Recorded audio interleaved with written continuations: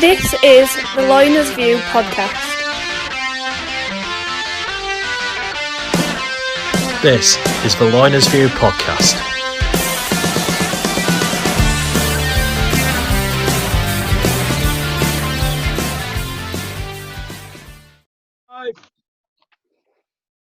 Hello everyone and welcome to another edition of Loiners View, your Rugby League, just basically a chat with a load of Leeds folk.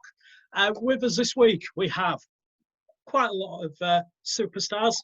Shame they all declined the invitation, so we've got these lot instead. With us this week we have got Mr. Christopher Patrick. Evening guys, you alright? We have Mr. Daniel Frank. Evening, gentlemen. And up in company we have the legend that is Mr. Jordan Walker. Evening, Laurie. How are you? Not so bad, mate. And this week we have a special guest. You may know him from Twitter as LUFC Stats. Here's the statistic. I can't say it. Statistic. Anyone want to say it? You know the word. He is a Statistics. There we go. He's a massive Leeds United and Leeds Rhinos fan, and he's here joining us this week. Welcome aboard, mate. Good evening. Thank you for having me. Very, very honoured to be on the show this week. You are more than welcome, my friend. Right, so this week, gents, Rugby League, it's been a bit of a bonkers one for the last couple of days, and especially today. Well, we'll start off with it's not official, but the leaked plans perhaps for starting the new season off. Gentlemen, 3 different ideas, 3 different approaches we might be taking. What's your thoughts? We'll start with our guest, Andy. What do you think? I think looking at it, I've seen one of the plans is looking at August, isn't it, to start things off again. And Leeds would obviously start with a trip to Catalan and then the Huddersfield Giants with the 2 postponed games. It was just such a shame because I thought for the first time in a long time with the Rhinos, we're starting to get a bit of momentum. We murdered Toronto, battered Hull KR, had some really decent performances leading up to sort of the lockdown. It would be great if they could get back. But I know Richard Agar got a little bit of criticism when he did take the job. If you look back at the results from sort of last sort of August, September time, we put a nice run together. We won at Cass, which we don't do, haven't won since 2015. And we got some really decent results towards the back end of the season. And I just kind of felt that we're starting to put a little bit of momentum. I think Luke Gale and Robert Lew are working really well in the halves. But then on the flip side, it gives the opportunity to Jack Walker to get fixed. I know he had a bad injury in the victory over Warrington. So hopefully we've got some Rugby League to look forward to. And God knows how the season's going to go. And I know they postponed the Challenge Cup final this week, didn't they? Yeah.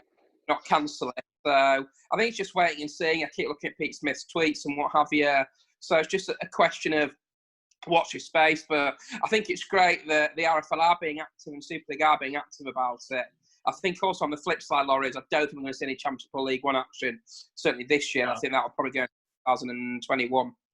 Yeah, I'm going to say the Championship pretty much looks, well, they've still got to sell out, but I'd say the general consensus is that it's pretty much finished.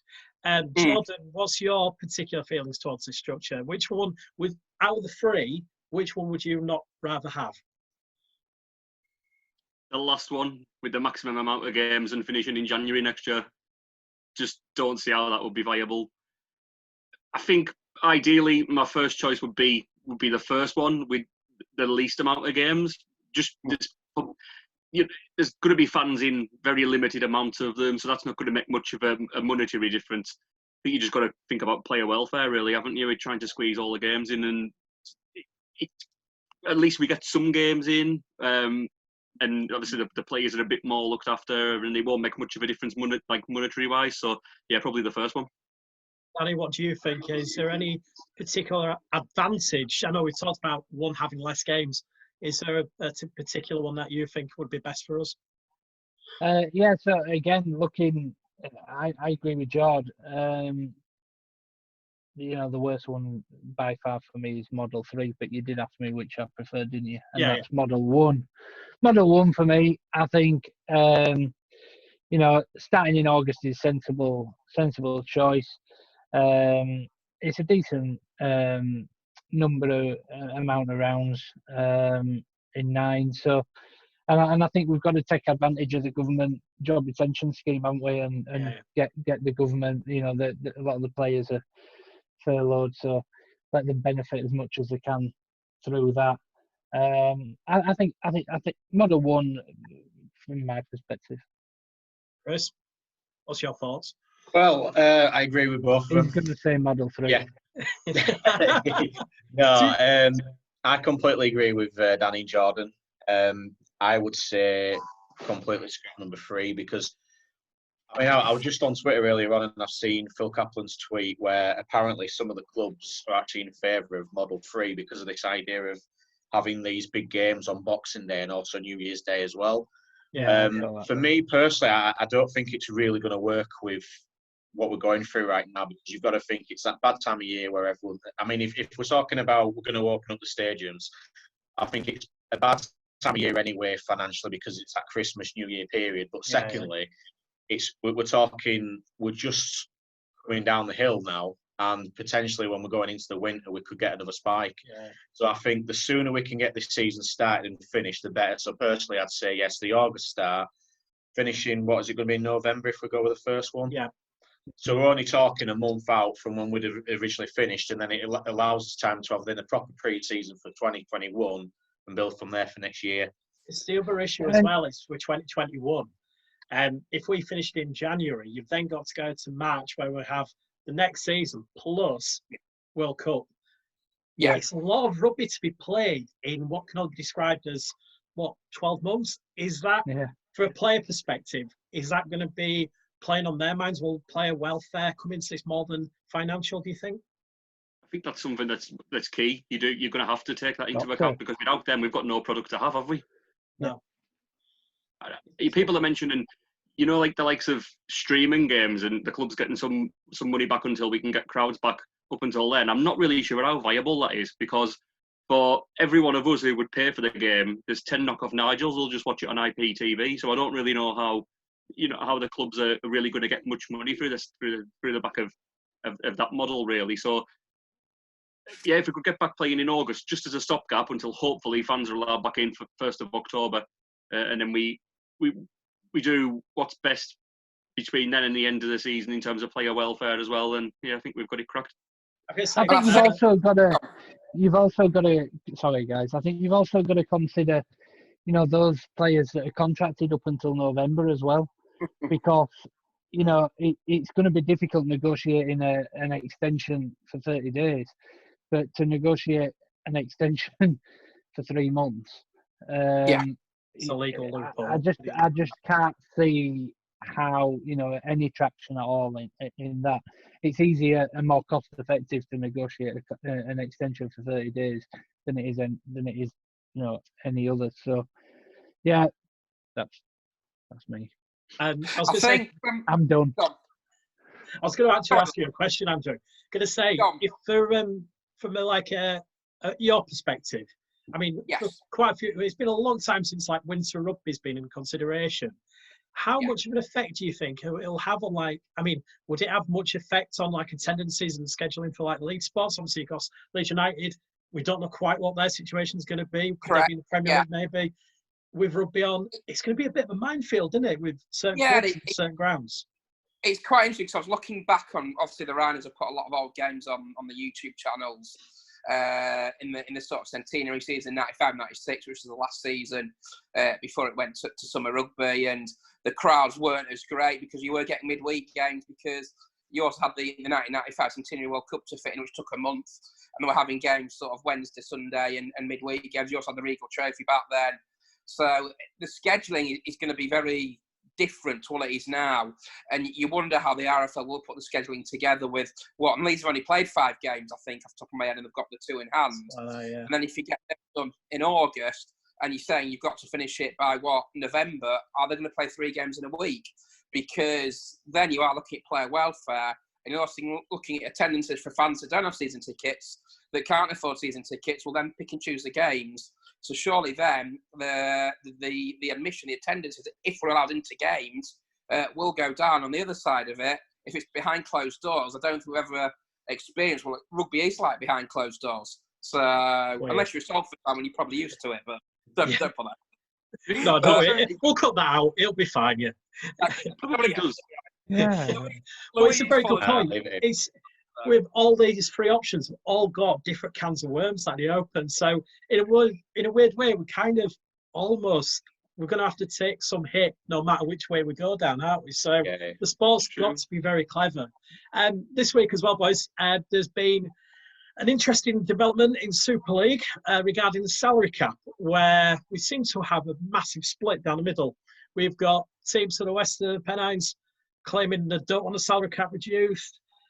Teams to the east saying that they do. Gentlemen, what sort of mess is this? Is this just a normal rugby league mess, or do we see a good or bad side to this? What's your thoughts? Jordan, where do you see it? I don't understand the whole argument about it, to be honest. My understanding of salary cap, and someone correct me if I'm wrong, is that you can spend a certain percentage of your annual income the following season on players up to a certain amount. Which club is going to have generated enough money to spend up to the top of the salary cap this year, if that's the case? No, yeah, it's ludicrous, isn't it? It's going to be bonkers, isn't it? Yeah. I must admit, I was quite surprised by actually. I'm not sure. There was a lot of Yorkshiremen being skint type things coming out I saw on Twitter, but it did seem very much as though it was kind of, you could see it was almost kind of a divide between, but we've got this amount of money and people trying to be sensible on this point. We'll come on to the Warrington signing in a few minutes' time, but you just kind of think to yourself, whose project is this, or whose desire is it to get reduced, or is it a collective thing? Chris, what would you say? What would you say the solution might be? Like you say, it's a difficult time we're going through to really be discussing reducing the salary cap. I mean, I think personally, I'm all for keeping the salary cap. I think you've got to try and keep as much of a level playing field as possible. My main thing would be is that we don't want to go back to the old days where Wigan had all the money and they were just winning year after year after year. I mean, it's bad enough Wigan winning anything full stop. But I feel personally the salary cap model, you've got to look at Leeds, one of the best examples. But then again, you've got to look at your Saints. Leeds, Saints and Wigans for me are the best examples when it comes to salary cap, I feel, because my thing would be is that it encourages teams to promote from within. Yeah. I would say personally keep the salary cap. Andrew, what do you think, mate? I have to agree with Chris. If you look back to the late 80s, early 90s, Wigan won 43 Challenge Cup games in a row. They won every league. If you look back to the 93-4 season, I think they won the lot. They went to Brisbane and became the first English side to win down under. And you don't want to see that again. The reason that a lot of fans love Rugby League is the unpredictability and the competitiveness of the games. If you're going to go out like Warrington have this week, and I know we'll come to the Greg Inglis situation, and just going to go out and buy the top players, it's not going to become a competitive sport, and the poorer will get poorer and the rich will just get richer.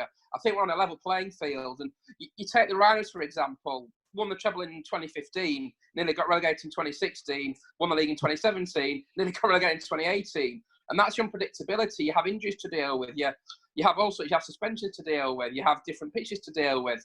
And I think for me, have a salary cap sport the way it is, and it's brilliant. That's why when Leeds won the 3P in 2007, 8 and 9, they did it under salary cap. Not many teams can say they've done that. And you don't want to go back to a situation where Wigan just win everything, because it gets boring. I remember growing up and Wigan winning the league by 10 points.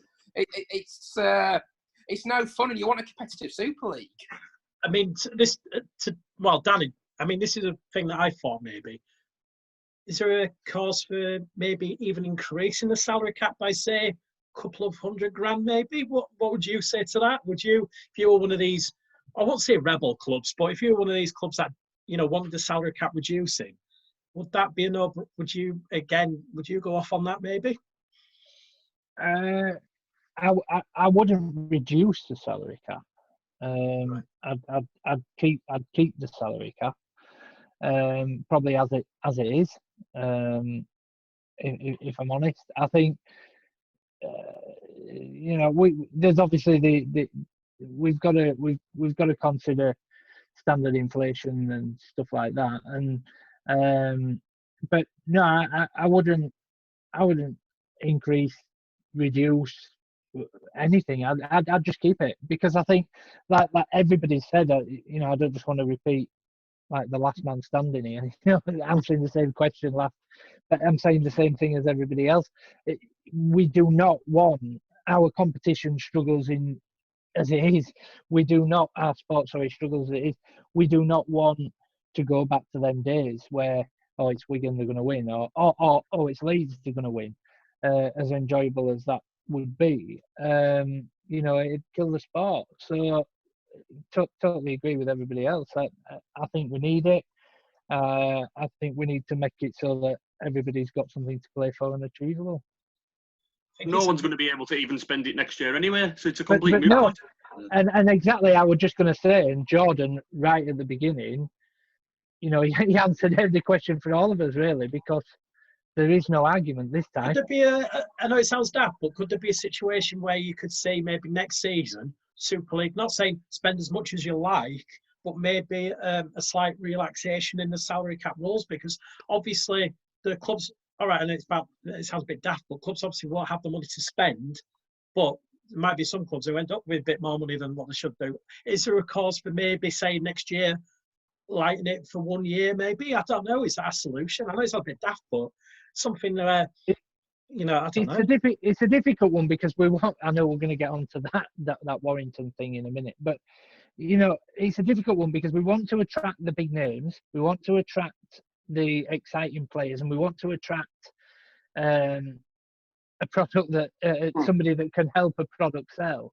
But at the same time, we revert back for the last 4.5 minutes and repeat everything we've said. But so it is difficult, Laurie. I agree. It has to be an attractable offer to get people here. And that might work, if you relaxed it for a short period of time, 1 season, and just said, come on, do your best, and use it as a bit of a trial. But there will always be some that can't compete then. And Exactly. That's not fair. And I think we've got to, I know people say there's, it's business or it's sport, but we've got to be fair, guys. Well, talking of fair, one of the clubs that we have mentioned, Warrington, this week announced the signing of, a very big name in rugby league, Mr. Greg Inglis, but at the age of mid-30s, who has been retired for a while with some chronic injuries. Gentlemen, is this a good signing, or is this just a sell names on the back of the shirt PR ticket selling? How do you see it? It's a great signing, but it's poor form announcing it at the minute. Yeah. Just picture what that must have done to Warrington's changing room. So, and it was Gareth Ellis actually that tweeted this, and it's so true. Imagine getting told last week that you're getting a pay cut till the end of the season, and then them announcing they've spunked a fortune on a pasty crocked Australian that hasn't played for 2 years. Not going to be best happy. I must admit, I was amazed when I saw the announcement. I thought it was a joke at first. I was thinking, what is this? And then he suddenly, within an hour within it being announced in sort of Australian press, Warrington were announcing it. I mean, Andrew, what do you think? As somebody who obviously, you are a big fan of the sport, would you say it's going to sell people more to the sport having? It sounds horrible, but having an Aussie international superstar who hasn't been washed up, is it a marketing dream, do you think? Well, when you first said they signed the biggest name in Super League, I thought you were going to say Marcus Vasilakopoulos, but that's probably a story. That's another story another time, but yeah. I think it's really unfair on the players in that Warrington dressing room who, under Steve Price for 2.5 years. Okay, they've come close. They won the Challenge Cup last year. Then they bombed out the playoffs like they seem to do every year. And it's a running theme with Warrington. It's always their year and what have you. And they just can't make that extra step to win the grand final. For me, once you retire a player like Greg Inglis was retired, it came as a shock certainly to me to see that he'd signed for Warrington. And he gets one bad injury it's for next season, I believe, isn't it? Yeah, 2021. For this current campaign. He gets a bad injury. He's back to square one, and how much money they're spending, and what is the salary cap looking like at Warrington? And sorry, if you're in that dressing room at the moment, and you've been told that they're being furloughed, or you're getting a wage deficit, and all of a sudden, bang, in comes probably one of the biggest signings the club have probably ever made. So, it's going to be very interesting to see how Steve Price moulds that together, and maybe it is the sign of the need to attempt the next step and finally win the Super League. But yeah, again, when is 2021 going to be played? Nobody knows. There's so many different in the room to sort of aspects with the Great English signing. I think he's probably on about 20 grand a year, and his missus is on 350 grand to sell the Golden Gamble. One of them. Bit of creative accountancy going on. More than likely. Allegedly. Let's just say allegedly I on was that going to front. say, allegedly, Jordan. That doesn't happen. That's why I said probably. I don't know.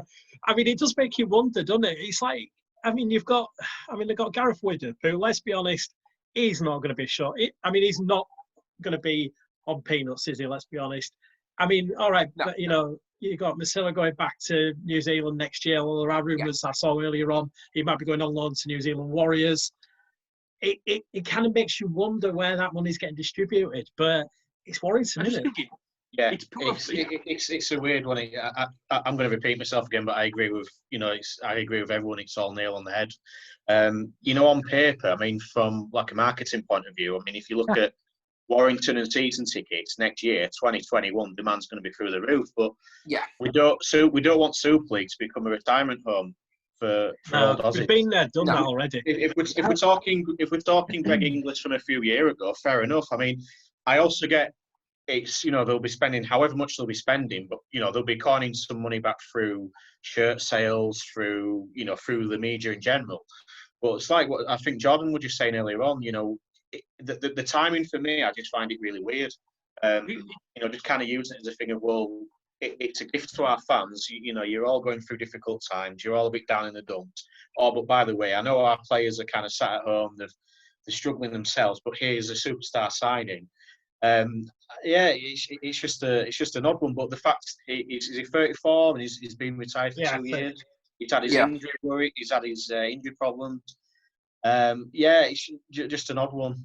It's one of them as well. Like, have they no shame at all? Though, it's a good sign and could have waited a little bit to announce it. Rugby League's just gone cap in hand to the government, pleading poverty, saying our club is going to end up bust if you don't help us. To get 16 million grant and 2 weeks later they're throwing their checkbook about. Not ideal, is it really? No. And it reminds me. Go on. Sorry, go on. No, go on, Andrew. Yeah. It reminds me very much of the Willie Mason situation at Hull KR, and I thought he flopped at Hull KR. And if Greg Inglis is the same, it's going to be a waste of money. It's a very, very calculated gamble. I just genuinely think, touching a bit on what Chris said, and the one thing, all right, Warrington aren't great at winning grand finals, but the one thing they are really, really good at is marketing. They are good. Yeah. Their marketing department are the shit hot. We've mentioned this before, Chris, me and you, and how the really creative bunch down there. Now, I can't help but think, it's a marketing stunt. Will he even ever come? Will he ever materialise? Will he fail his medical? Surely there's a lot of caveats to this, so it might not happen. And Warrington have got everybody talking. They've done. Yeah. It might be. I might be totally wrong. I might be backing up the wrong tree. The other side of the argument is right. It's all genuine, above board. He'll be playing in 2021. But something my granddad used to say about Aussies and the retirement. Become a retirement home for Aussies. They come here for an holiday. They're topping up the pension pot. They're not bothered. We've seen it. Laurie, me and you have spoke many times about the past players. Paul Bell. Bradley Clyde, Brett Bradley Mullins. I was just going to say Bradley Clyde. That. Do you remember that spreading? Bradley Clyde is coming to Leeds. Wow. He carried on the water bottles for about 3 weeks, and that was the most we saw of him carrying the kicking team. The most harsh thing was Mullins won it when he signed. Absolute shit for the year. And then next year we're like top try scorer, wasn't he, in NRL or something. And it's just like, why did we not see that product? We spent all that money, we spunked all that money out. Yeah, never mind. And I say I'm probably wrong, guys, but is it just a marketing stunt? I Is think it it is to a just- certain extent. You know, is he going to come? Is he going to come over here and work in the community development and work with the marketing team and work with kids and going to schools like our foundation do? It might be, but to have him listed as a player in some shape or form, there's a lot to be seen. But I totally agree with Jordan again. Sure. It's not that I'm knocking it. It's not that I'm knocking it. I am excited to see him in Super League. If he does come and he's somewhere near his best, it's going to be a joy watching him every Thursday and Friday night on the telly. But it's just timing for me. It could have waited a month until things are better and people's back on their feet a bit more, and then they could have announced it, and I'd be fine with it. I think it's good for Warrington as well. It's similar to the Andrew John signing where to say that, so basically, it's like they had a similar knock-on effect when Andrew Johns came over very briefly, and I think they'll have this again with Inglis. So Inglis, I still think he'll have probably a year over here. He'll go back home, but he's going to have this knock-on effect where he's going to have some younger Aussie lads asking him, "Oh, what's Super League like? What's this Warrington like?" And for them, it's like Benares at Leeds. Last player at Leeds went back, and then he's had players coming up to say, "Oh, I'm going to sign for Leeds. What are they like?" I think that they're kind of being a bit clever with the signing because then they're going to have a bit of a natter with him and talking. Gentlemen, I've got 2 words for you. Sam Burgess. Could he come back? Fault. It's always his fault. It's always Sam Burgess' fault. But could he come back? Do you reckon he could he make a venture to Super League? I mean, okay, he's medically retired, but I don't know. I can't. I think he's done. No, I don't think we could. I think like you say, I think he's medically retired. I mean, because that's not what Inglis was it? Right, everyone. We'll just take a quick break. We'll be back very shortly after these few words. Welcome back, everybody, to Loiners View.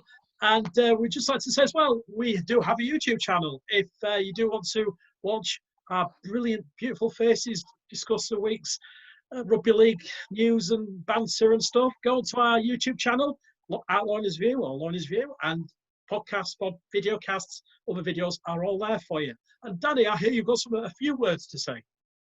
Yeah, I think obviously everything's been a bit COVID dominated a lot of our discussions. It has been tonight in a roundabout way, even though I don't think we've actually said said COVID or coronavirus. However, there's lots of people with battles at the moment, and none more so than our own Rob Burrow. Yeah. So I think we need to remember that there's lots of other things happening in the world as well. And Rob is struggling, guys. I've seen a video on the Rhinos website, and it's hard to watch. In fact, I've no shame. I've texted a few the lads on our WhatsApp group, and I said, "Whoa, I shouldn't have watched that 5 minutes before jumping on this." So it's tough to see, guys. So I just want all he's trying to do is wanting everybody to back his appeal to get the government, to show some support really for new treatment, testing, for MND. Obviously, a lot of focus, as I say, is on other things, but there's lots of other things going on, and Rob needs our help now more than ever. We've all watched him all them years, and he's given us so much. I think we need to continue giving him something, and let's just show our support. So I think what we'll do is if we all tweet it on our private accounts and share it on social media and also on the Loiners View, and Chris and Shaw will put something on YouTube. So yeah, everyone watching. If everybody watching gets behind that, that'll be another 3 signatures. So, and that's my dad and my granddad and my sister. So yeah, but you get the feeling. Just if everybody does it, we'll help out in a big way. Well said, Danny. Well said, Danny. Brad. Well, lad, you're our leader in chief of voices there. Well, you put it this way, I couldn't have put it there. So yeah, we'll obviously retweet Rhino's thing and also put the link out itself. So we'll get that done. Right, gentlemen, there's no team of the week this week, no club of the week. Sorry to say that. Instead, we have got the ex-Super League player with the best name of the week. Who could that be? Do we have any ideas, guys? Well, Andy's in already fact, mentioned him.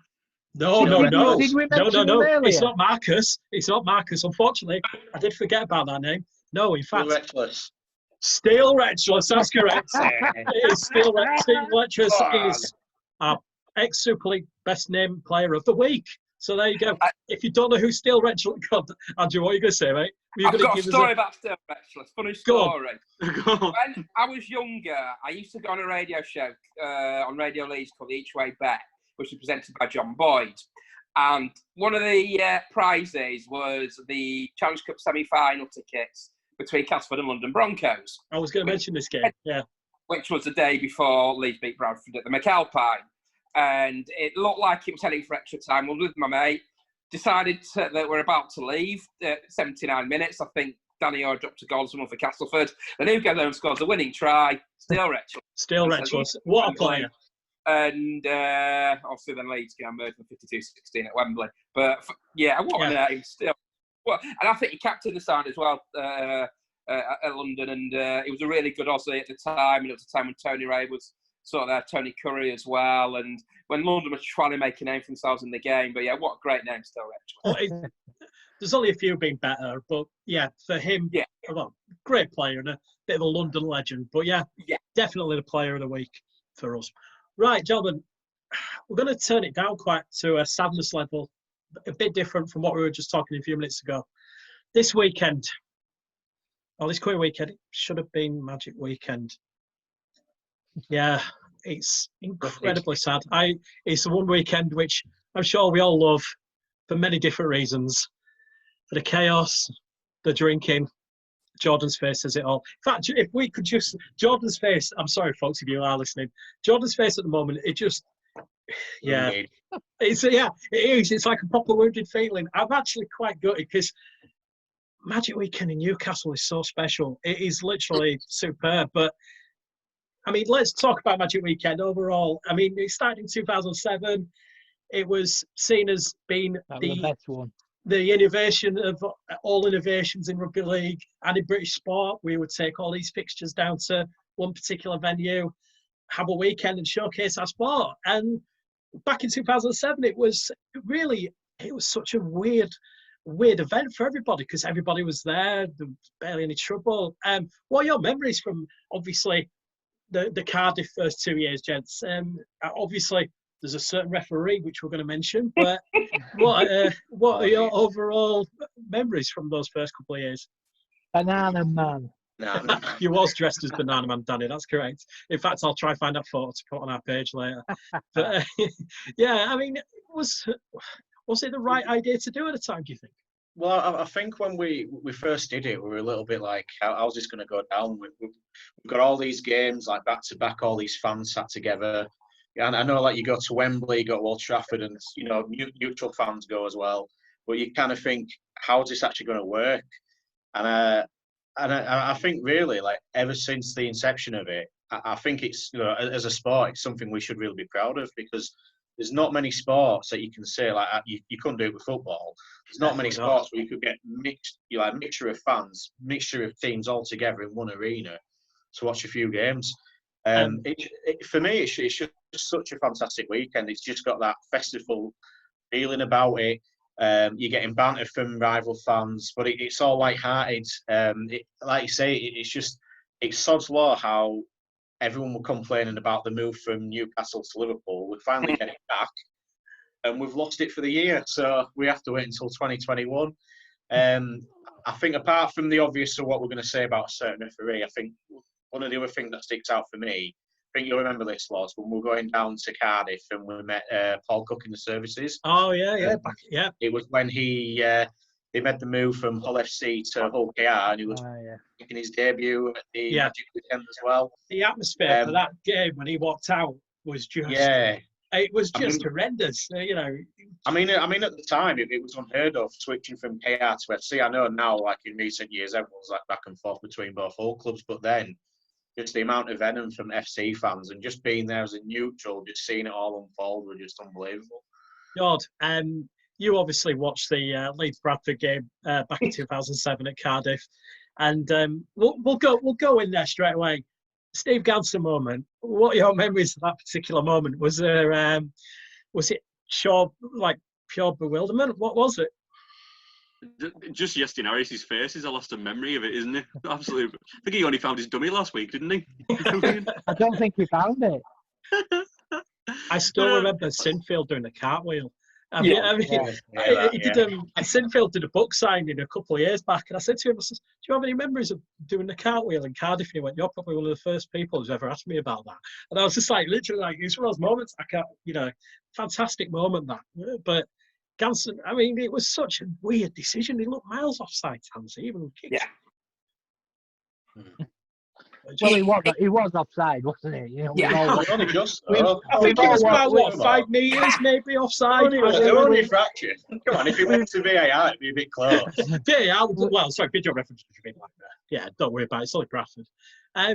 We've all watched it. We were staying over, and I remember getting back to the hotel, and it was before the days where I didn't have an iPhone then. I don't think everybody had them as much as we got now, and we were trying to find footage of it to watch back, just to confirm that what happened.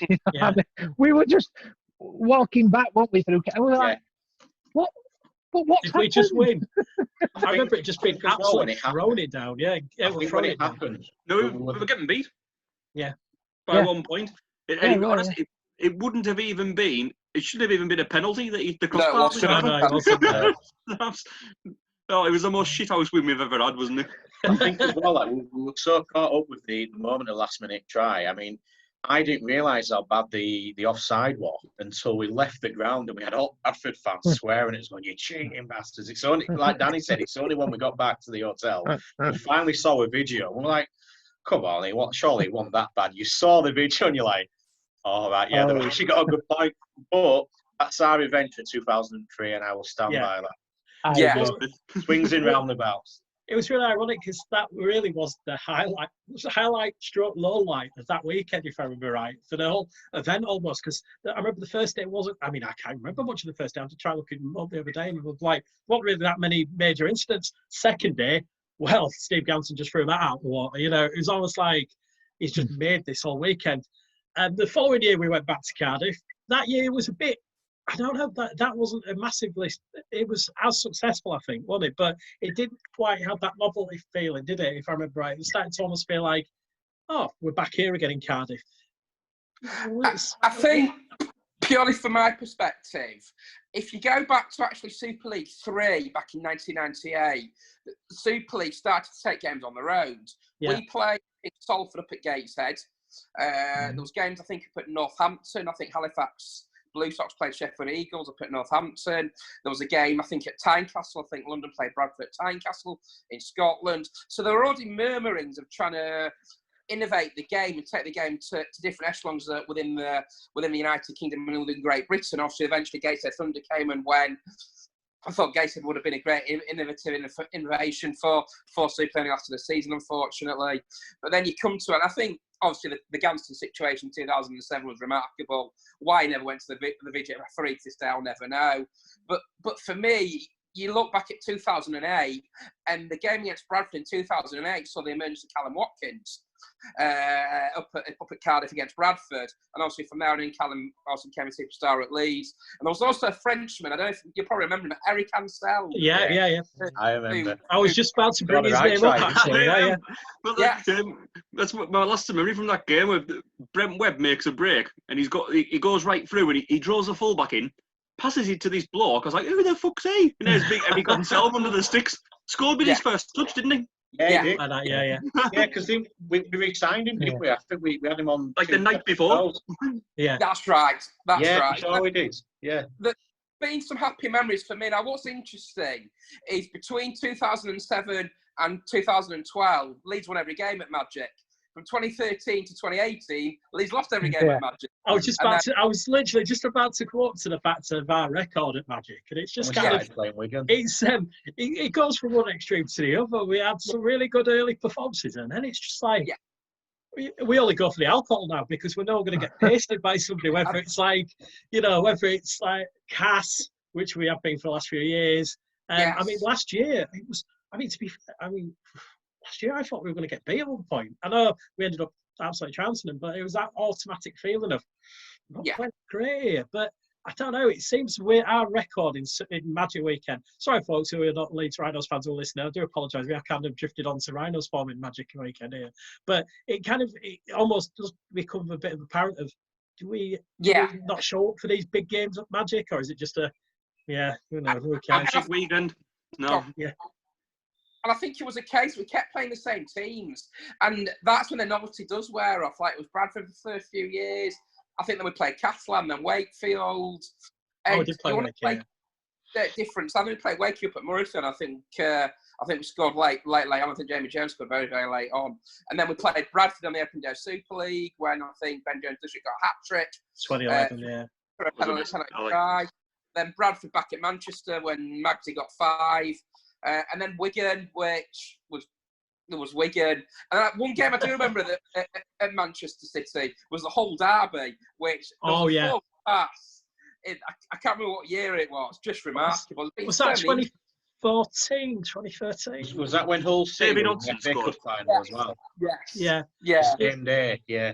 It was an absolute brutal game, that, if I remember right, because, I mean, Hull derbies tend to be anyway, and they do get overexploited at Magic Weekend, but that game in particular, I just remember there was so much going on, and that pass, you totally reminded me of that pass, actually, because you looked at it and you were thinking, wasn't that Ganson as well? Correct me if I'm wrong. It was, yeah. Yeah, and it's just like, it seems to be Steve Ganson always turns up. I'm so glad he didn't ref anymore, but he always seems to make a great performance of that. I like Ganson. Well, Loz, I mean, another thing that I liked about the idea of starting off the Magic Weekend, when it first, when it started in 2007, it gave certain clubs and certain fans a taste of a Challenge Cup final in a way. Yeah, it did, You've had like your, you've got like you like to wake, no disrespect some, but you've got your likes of Wakeys. It gave them a day out, didn't it? Going to the Millennium Stadium, where at the time, a few years previous, we had the Challenge Cup final there. So it's kind of giving those players a bit of a taste, a bit more of an incentive to say, well, we've played on this big stage. We want to try and get there for the cup final.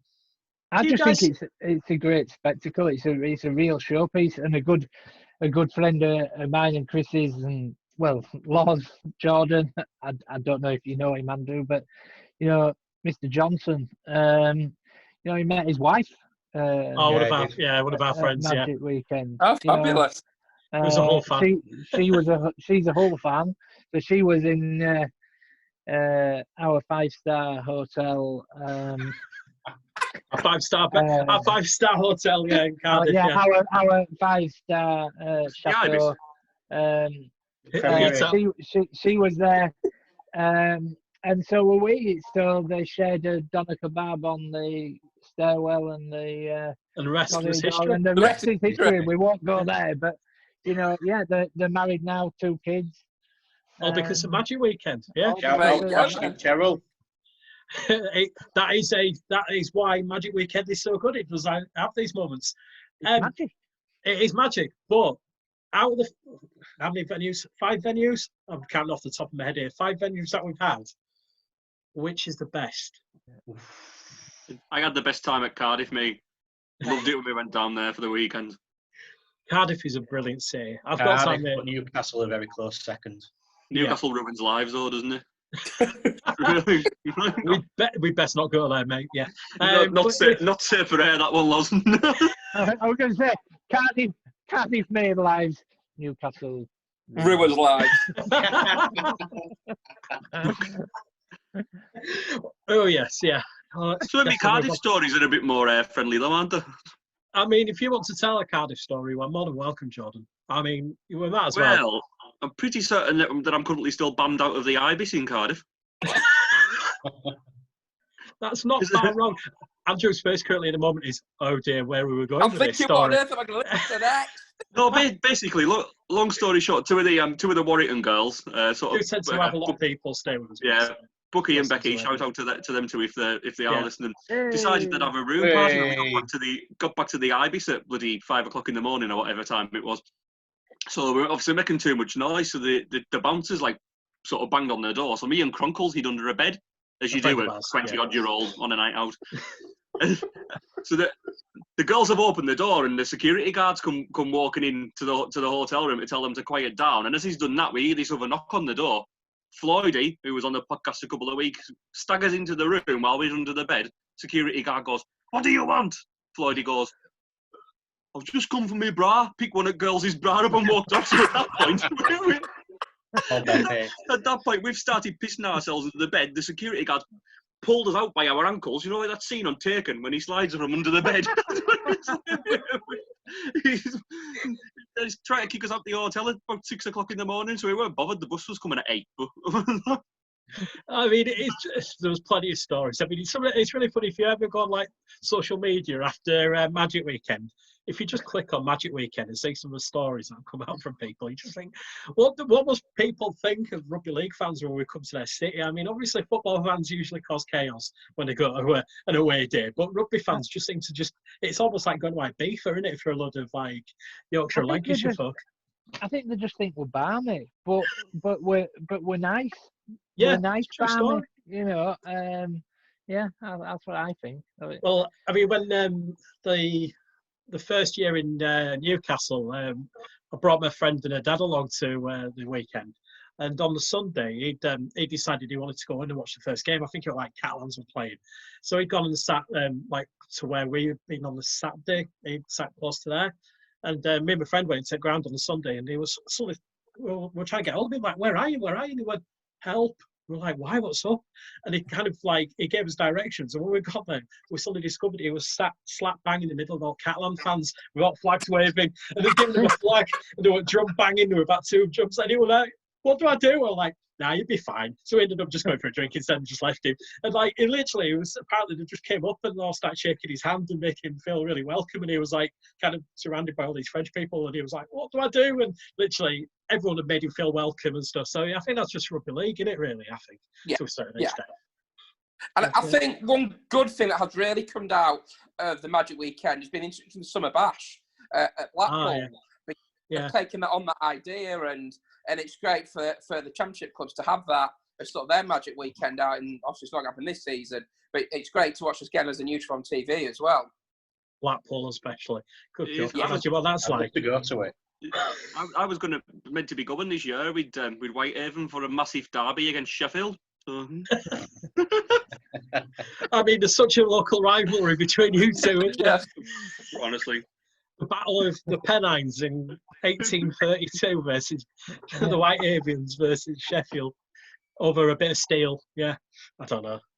Anyway, right, gentlemen, it's been an absolute pleasure, and a massive, massive thank you to Andrew Dalton for being with us this evening. You are more than welcome to come along at any other time. Thank you, enjoyed it. Well, I'm glad you have, my friend. It's always great being here. Well, it's been a pleasure. Daniel, thank you very much, young sir. No worries, mate. I'll see you next week. And Mr. Christopher Patrick, it's been a pleasure. Right, Laurie. See you in a bit. Jordan. Laurie, make sure everyone that keeps staying alert and controlling your viruses, everyone will be good. And please make sure you sign Rob Burrow's thing on Twitter and all that. Yeah. Thanks so much, guys. Have a great week. Stay safe. See you later, right. See you later, guys.